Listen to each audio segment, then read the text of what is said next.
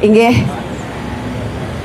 Dane Bapak kasih urusan agama Hindu, sane banget aku sumayang titiang. Kita tala Ratu Widadane semeton kerama suka duka eka cita kantor Kementerian Agama Kabupaten Buleleng. Renggalah sane becek puniki di hari yang baik niki lugerayang titiang ngaturang pesan dharma utawi dharma wacana indeks dialog tentang manusia dalam teks Yaksa Prasna atau dialog antara Yudhistira dengan Yaksa. Bapak Ibu yang tiang hormati, dalam kekawin Mahabharata, manusia dipandang sebagai suatu objek yang berkewajiban mempelajari Weda. Nah, dalam penggalan kisah Itihasa, yaitu salah satunya di dalam Wana Parwa dalam 18 Maha atau Astadasa Parwa, itu disebutkan bahwa salah satu dialog dari Yudhistira dan juga Yaksa berdialog tentang bagaimana manusia itu seyogyanya melaksanakan atau berlaku. Bapak Ibu yang tiang hormati, Itihasa adalah salah satu jalan kita untuk mempelajari Weda itu sendiri. Selain Itihasa juga ada Purana, karena di dalam salah satu Purana disebutkan dalam Wahyu Purana, Itihasam Puranabhyam Wedam Samu Prabah Mayat Bibetya Purustadya Wedo Praharisyati, yang artinya bahwa ketika seseorang akan mempelajari Weda, sebaiknya ia mempelajari Itihasa dan Purana terlebih dahulu. Karena apa? Karena Weda sangat takut jika seseorang yang kurang kepandaiannya akan berbalik menerjemahkan Weda ini, sehingga dianggap orang yang mempelajari Weda ini akan memukul atau merasa memukul Weda itu sendiri. Nah, apa hubungannya dengan teks Yaksa Prasna, Bapak Ibu? Bahwa di dalam kita mempelajari kehidupan ini, kita lebih baik mempelajari Itihasa itu sendiri terlebih dahulu. Di dalam teks Yaksa Prasna, terutama di dalam 34 bait sloka yang ada di dalamnya, di sloka yang ke-6 itu dijelaskan bahwa, atau pertanyaan dari Yaksa kepada Yudhistira.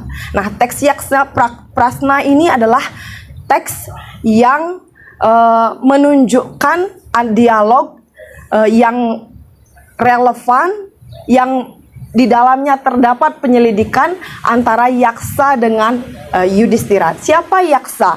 Yaksa adalah penjelmaan dari Dewa Dharma yang turun ke dunia yang menguji Panca Pandawa ketika Panca Pandawa diasingkan ke hutan karena sudah kalah berjudi dengan Satus Korawa.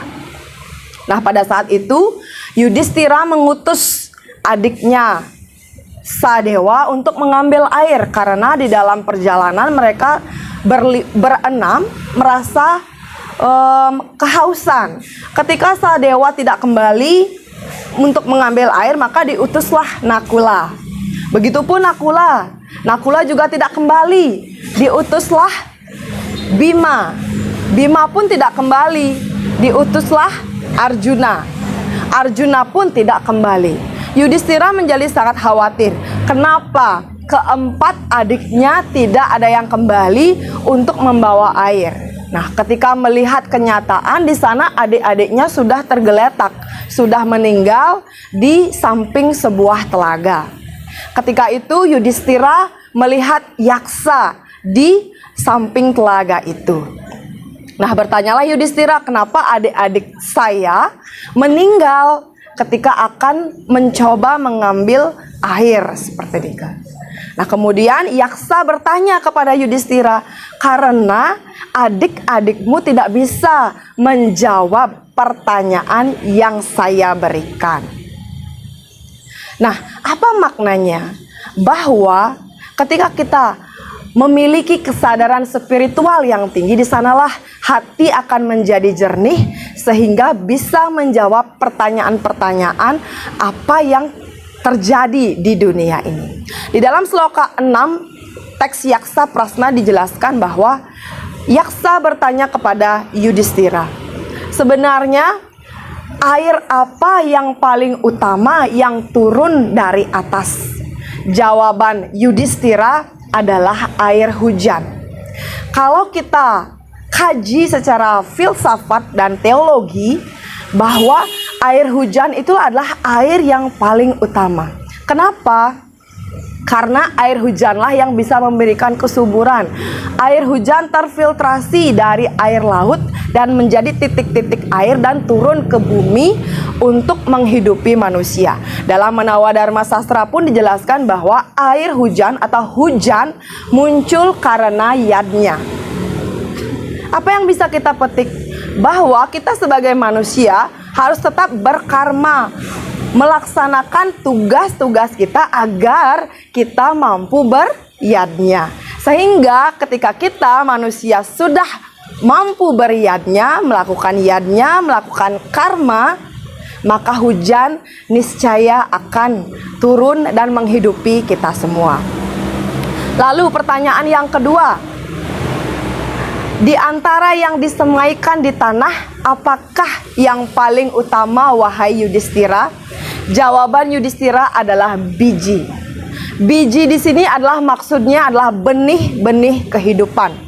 Tanah yang ada, tanah yang sedang kita garap adalah ladang atau kesetra. Dan biji atau benih yang akan kita tanam itu adalah perbuatan kita. Nah, disinilah maknanya bahwa sebelum kita mampu menyuburkan tanah atau lapangan kesetra ladang pengabdian kita, maka biji atau benih kesadaran di dalam diri wajib ditumbuhkan agar nantinya pohon yang tumbuh menjadi benih-benih di dalam kehidupan kita adalah pohon-pohon yang berkualitas, yang memiliki akar yang kuat sehingga kita mampu menghadapi apapun yang terjadi di dunia ini. Lalu pertanyaan Yaksa yang ketiga adalah, binatang apakah yang paling utama yang berkaki 4, wahai Yudhistira? Jawaban Yudhistira adalah sapi. Sapi adalah binatang yang paling utama yang berkaki 4 Yaksa. Lalu kalau kita kaji, kenapa sapi dikatakan binatang yang paling utama? Yang pertama, dalam filsafat India, sapi adalah ibu kita bersama. Kenapa? Karena hanya sapi yang mampu menghidupi manusia selain ibunya sendiri. Kalau ibunya tidak mampu menyusui anaknya, maka yang diberikan adalah susu sapi.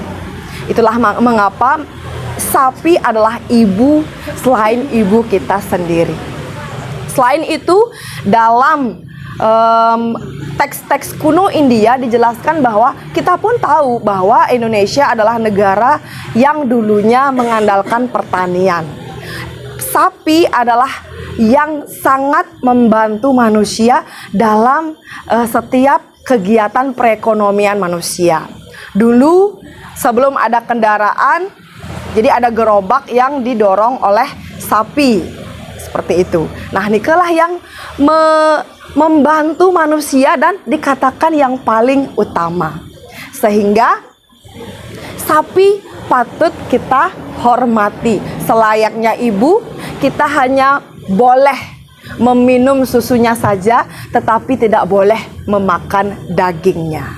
Demikian. Lalu pertanyaan yang keempat, siapakah yang paling utama yang dilahirkan ke dunia ini, wahai Yudhistira? Jawaban Yudhistira adalah putra yang utama adalah sesuatu yang paling dinantikan, diutamakan yang lahir ke dunia ini. Kenapa? Dalam teks ini menyebutkan bahwa kuantitas itu tidak begitu penting, tetapi bagaimana kualitas putra yang kita hasilkan itulah yang terpenting. Bagaimana kita mampu membangun atau mendidik putra-putra kita menjadi seseorang yang berkarakter, menjadi seseorang yang mampu menghadapi dunia ini. Bukan hanya kuantitas saja, jadi jumlah putra yang kita hasilkan itu tidak begitu penting dalam teks Yaksaprasna. Tetapi yang paling penting adalah bagaimana kualitas yang bisa kita bekali kepada putra-putra kita. Karena apa? Di dalam beberapa literatur agama Hindu pun dijelaskan bahwa putralah yang mampu menyelamatkan manusia dari, atau putralah yang mampu menyelamatkan orang tuanya dari karma-karmanya terdahulu. Karena apa? Ketika orang tua telah renta, tidak bisa berbuat apa-apa lagi, hanya putra suputralah yang mampu mendampingi. Ingat Bapak Ibu sekalian, satu orang tua mampu merawat 100 anaknya, tetapi 100 anak belum tentu mampu merawat satu orang tua. Maka Bapak Ibu sekalian, yang patut kita kaji atau pahami saat ini adalah bagaimana kita bisa menjadi satu di antara 100 putra yang mampu mendampingi orang tua kita di masa tua nanti. Baik Bapak Ibu sekalian, mungkin demikian yang bisa tiang sampaikan. Akeh hatur titiang pasti ke akeh saninenten manut ring arse puputang titiang antuk para mesanti. Om Santi Santi Santi Om.